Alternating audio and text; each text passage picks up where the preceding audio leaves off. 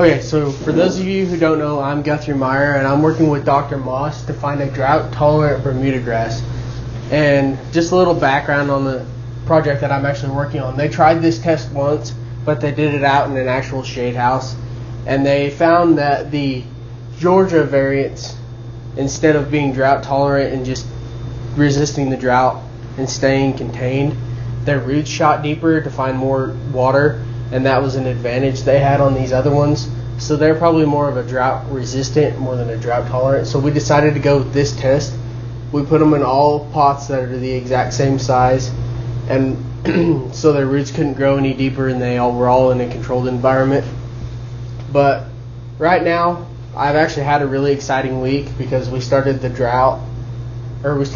out process Monday, and they're already beginning to fire so much that I believe in at least a week or two they all should be pretty close to, if not acceptable. But as you can see, this is the first week, the first set of pictures we took. This is just one set of replications. So there's 10 different types of grasses, and each one of them have 5 replications, as you can see here. This was the first week here, and as you can see, they're pretty much all consistent and green and full. And then this was this week, and you can see there's a lot of them that are already starting to brown up and kind of shrivel, and their leaf sizes are getting a lot smaller. They're starting to compact and try to conserve water. But we also took NDVI and volumetric water content this week, and they've already dropped to half of what they were last week, or at the beginning of this week, sorry. So you can already tell that most of them are starting to decrease pretty quickly.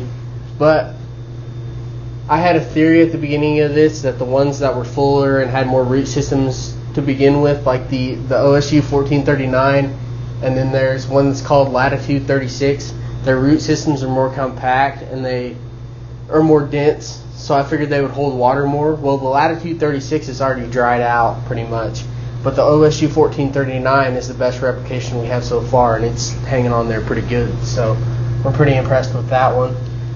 There's the NDVI meter that I have right there. You basically set it on top of the grass and kind of push it down so no light can get in from the sides, and then you hit read and it'll tell you your NDVI. So that's like the color of the grass and how full it is and how dark and stuff. But we've been seeing a lot of changes this week, and hopefully we get enough data to collect and start to put it into Excel sheets and stuff and get ready for my presentation. Is there any questions? Are you using any other factors besides just like, say, flooding it and then letting it dry out? Is there like anything with like sun or shade that's like factored into your project? Yeah, we actually had that weather station that I told you about a couple weeks ago that tells us our temperature of the greenhouse and the humidity and stuff in there. So we have those. We'll also have a data sheet with those and have that collected and presented as well. So how long were those thrown out for before you started? I believe it was close to 3 to 5 weeks before I got here. So they'd been. The roots are all the way to the bottom? No, most of them stop about halfway. But sometimes they'll use really long tubes, and yours are kind of short and squatty. What's the reason for these different size PVC pipes that they use? Basically what we wanted to do is make it as controlled as we possibly could, and that way the root systems couldn't go searching for water, because there's some of these that root systems aren't going to go all the way deep enough into the ground to search for it. So basically what I'm trying to say is, like, if there was still water at the bottom of that pot, and then you have a variant that its roots can't reach to the bottom, then we have the same problem as we did in the other test, where they basically can't search down far enough to get to where the water is.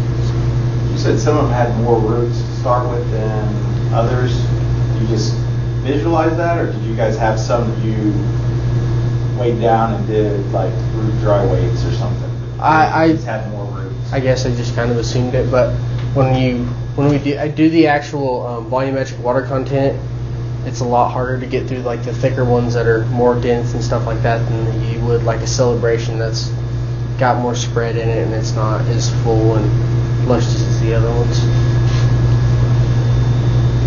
Are you going to measure roots? No, we're not. I don't think so.